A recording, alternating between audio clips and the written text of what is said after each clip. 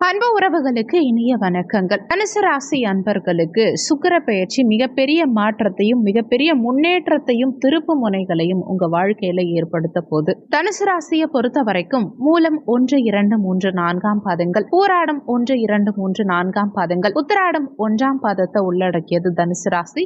தனுசு ராசிக்கு அதிபதி குரு பகவான். வீடியோல சொல்லக்கூடிய பலன்கள் ஆண் பெண் இருபாலருக்கும் பொருந்தக்கூடிய பலன்கள். கலத்தர காரகன்னு போற்றப்படக்கூடிய சுக்கிர பகவான் மீன ராசியில உச்சபலம் பெற்று சஞ்சாரம் செய்கிறார். 28/1/2025 அன்னைக்கு இந்த சுக்கிர பெயர்ச்சி உச்ச பெயர்ச்சி நிகழ்வு. கிட்டத்தட்ட 80 நாட்களுக்கு, அதாவது ஏப்ரல் மாதம் வரைக்கும் இதே மீன ராசியில தான் சுக்கிரன் பலமா சஞ்சாரம் செய்ய போறார். அவர் தனிச்சு இல்லாம ராகுவோட இணைந்து இருக்கிறது கூடுதல் விசேஷம். இன்னொன்னு, இந்த மாதத்துல புதனும் இங்க நீச்சமாக போறார். நீச்ச புதனோட உச்ச சுக்கிரன் இணைந்திருக்கக்கூடிய அமைப்பு நீச்ச பங்க ராஜயோகம். இந்த நீச்ச பங்க ராஜயோகத்தின் பலனும் இந்த காலகட்டத்துல உங்களுக்கு முழுமையா கிடைக்க போகுது. இன்னொரு கூடுதல் சிறப்பம்சம் என்னன்னா, குரு சுக்கிரனுடைய வீட்டிலையும் சுக்கிரன் குருவுடைய வீட்டிலையும் பரிவர்த்தனை பெற்றிருக்காங்க. இந்த அமைப்பு பரிவர்த்தனை யோகம். ஆக மொத்தம் பார்க்கும்போது இந்த மாதத்துல 4 சிறப்பம்சங்கள் இணைந்து சுக்கிரனால பலன் கொடுக்க போகுது. 1, சுக்கிரன் உச்சமானது.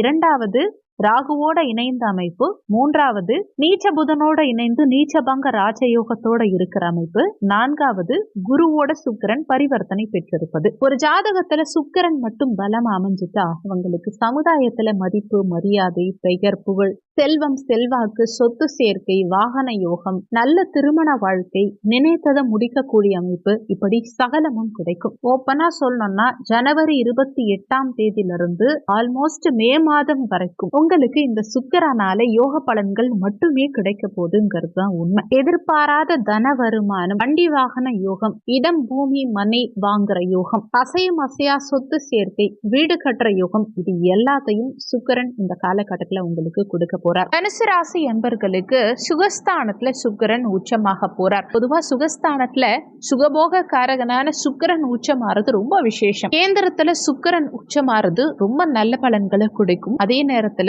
இந்த சுக்கிரன் உங்களுக்கு 6ஆம் இடம் ருணரோக சத்ருஸ்தானாதிபதி, லாபாதிபதியும் அவரே தான். 6ஆம் பாவகாதிபதி சுகஸ்தானத்துல உச்சமாறதுங்கிறது கொஞ்சம் சுமாரான அமைப்பா இருந்தாலும் லாபாதிபதி உச்சமாறது மிகவும் விசேஷமான அமைப்பு தான். 6ஆம் அதிபதியா இருந்து சுக்கிரன் இந்த காலகட்டத்துல சில அசுப பலன்களையும், லாபாதிபதியா இருந்து யோக பலன்களையும் இந்த காலகட்டத்துல உங்களுக்கு கொடுக்க போறார். இந்த 4ல சுக்கிரன் உச்சமாகும் போது நிறைய சுப மாற்றங்களை பண்ணுவீங்க. சுப காரியங்கள் வீட்டுல நடந்தேறும். வண்டி வாகனங்கள் வாங்குறது, வீடு கட்டுறது, இடம் வாங்குறது, இந்த மாதிரி அமைப்புகளுக்குள்ள கொண்டு போகும். நிறைய பேர் பழைய வண்டி வாகனங்களை கொடுத்துட்டு புதிய வாகனங்கள் வாங்குவீங்க.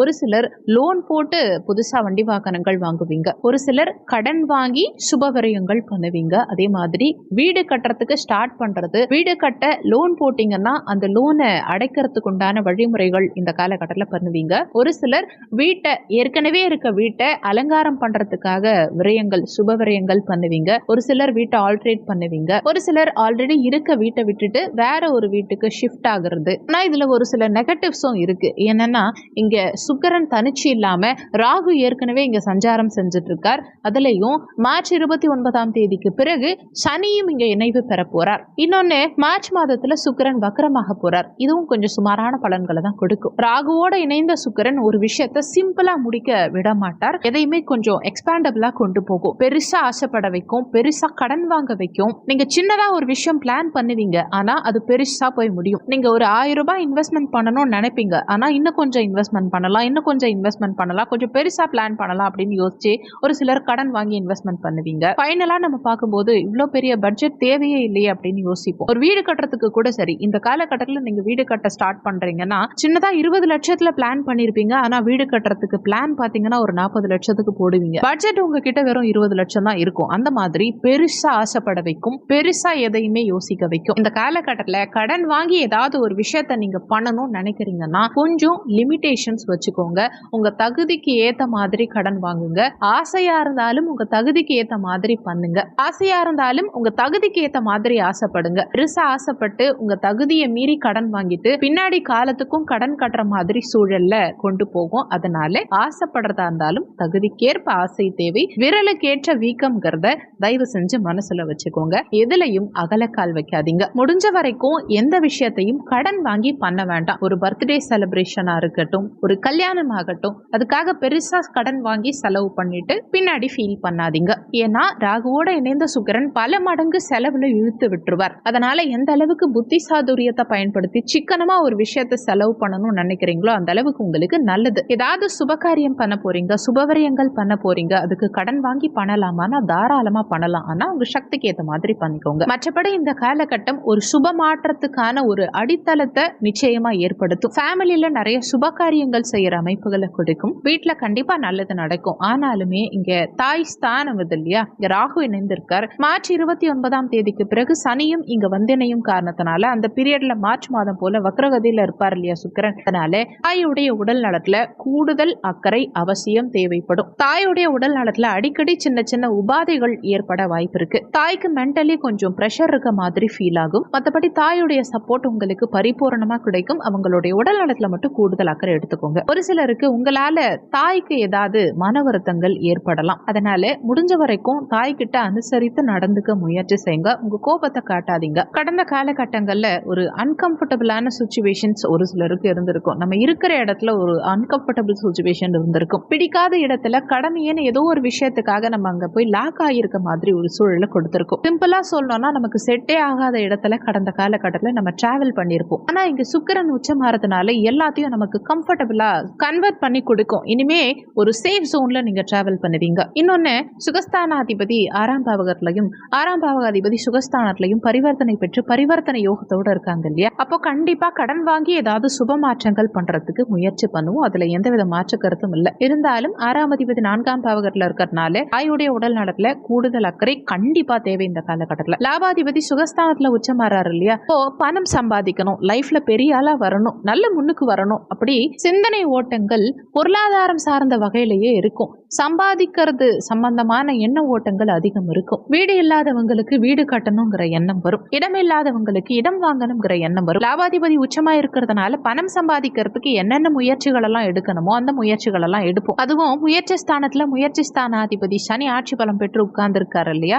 மார்ச் 29 வரைக்கும். அப்ப எடுக்கும் முயற்சிகளும் நிச்சயமா வெற்றி கிடைக்கும். பொருளாதார முன்னேற்றம் சிறப்பாகவே இருக்கும். 4ஆம் பாவகத்துல ராகு இருக்கார். அப்போ நம்ம செய்யும் விஷயங்கள்ல ஒரு திருப்தி இருக்காது. ஒரு விஷயத்த ப்ராப்பரா பண்ணணும், சிறப்பா பண்ணணுங்கிற எண்ண ஓட்டம் இருக்கும். ஆனா அது எப்படி பண்ணாலும் நமக்கு சாட்டிஸ்பாக்சனே இருக்காது. இது ராகு கேது பெயர்ச்சி வரைக்கும் இந்த நிலை இருக்கத்தான் செய்யும். ராகு கேது பெயர்ச்சிக்கு பிறகு இந்த நிலை நிச்சயமா மாறும். உங்களுக்கு என்ன ஆசை இருந்தாலும் இந்த காலகட்டத்தில் சுக்கிரனால உங்க ஆசைகள் நிச்சயமா பூர்த்தி செய்யற அளவுக்கு பொருளாதாரம் நிச்சயம் இருக்கும். எடுக்கும் முயற்சிகளிலும் வெற்றி கிடைக்கும். மூத்த சகோதர உறவுகளுக்காக சுபகாரியம் செய்யற யோகத்தையும் கொடுக்கும். மூத்த சகோதர உறவுகளுக்கும் உங்களுக்கும் இருந்த கடந்த கால சண்டை சச்சரவுகள் மனஸ்தாபங்கள் நீங்கி மூத்த சகோதர வகையில அனுகூலம் உண்டாகும். நல்ல பாண்டிங் இருக்கும். மூத்த சகோதர உறவுகளுக்காக ஏதோ ஒரு வகையில சுபவரிய செலவுகள் இந்த காலகட்டத்தில் உங்களுக்கு காத்திருக்கு. ஒரு சிலருக்கு மூத்த சகோதர வகையில அவங்கள பத்தி ஒரு கவலையோ இல்ல அவங்கள லைஃப்ல முன்னுக்கு கொண்டு வரணும், அவங்க எதிர்காலத்துக்காக நம்ம ஏதாவது ஒரு விஷயம் பண்ணலாம், இந்த மாதிரி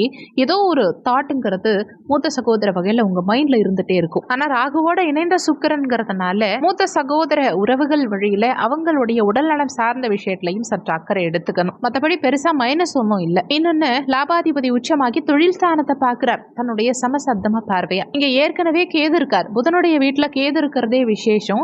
10ஆம் பாவகத்துல பாவகிரகம் இருக்கிறது விசேஷம்.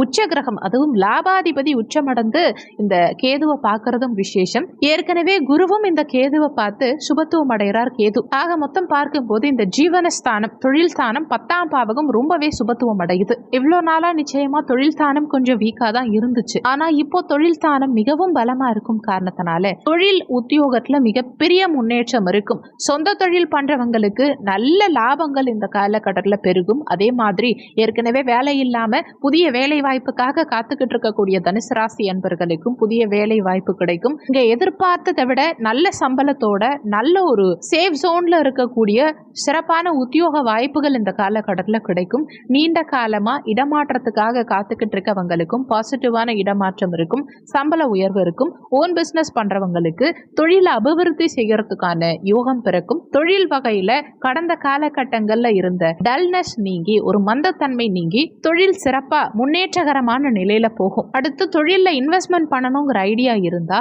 சின்னதா இன்வெஸ்ட்மெண்ட் பண்றது நல்லது. இப்ப சுக்கிரன் ராகுவோட இணைந்து இருக்கிறதுனால பெருசா இன்வெஸ்ட்மெண்ட் பண்ணணும்னு தயவு செஞ்சு நினைக்க வேண்டாம். சிறிய இன்வெஸ்ட்மெண்ட் பண்ணி பெரிய அளவுல லாபம் நிச்சயமா எடுக்கலாம். ஆனா அகலக்கால் வைக்காம சிறிய இன்வெஸ்ட்மெண்ட் பண்ணி முறையா எஃபர்ட் போட்டு உழைச்சிங்கன்னா நிச்சயமா நல்ல லாபம் கிடைக்கும். ஆனா பெரிய அளவுல இன்வெஸ்ட்மெண்ட் பண்ணிட்டு உங்க எஃபர்ட்டை கம்மி பண்ணீங்கன்னா சில தடங்கல்கள் பிரச்சனைகள்ங்கிறதும் இருக்கும். ஏன்னா ராகுவோட இணைந்த சுக்கிரன்கிறதுனால நம்ம ஒரு விஷயத்த சிம்பிளா பண்ணணும் நினைக்கவே மாட்டோம். பிரம்மாண்டமா யோசிப்போம். அந்த பிரம்மாண்டம் நமக்கு பெரிய மைனஸ் ஆயிடும். அதனால சிம்பிளா யோசிச்சு பெருசா முன்னேற முயற்சி பண்ணுங்க. நிச்சயமா இந்த காலகட்டம் உங்களுக்கு மிகப்பெரிய யோக காலகட்டமா தான் இருக்கும். இந்த வீடியோல உங்களுக்கு ஏதாவது சந்தேகம் இருந்தா கீழே இருக்க கமெண்ட் செக்ஷன்ல சொல்லுங்க. நன்றி. மற்றும் ஒரு நல்ல பதிவோடு மீண்டும் உங்களை சந்திக்கிறோம்.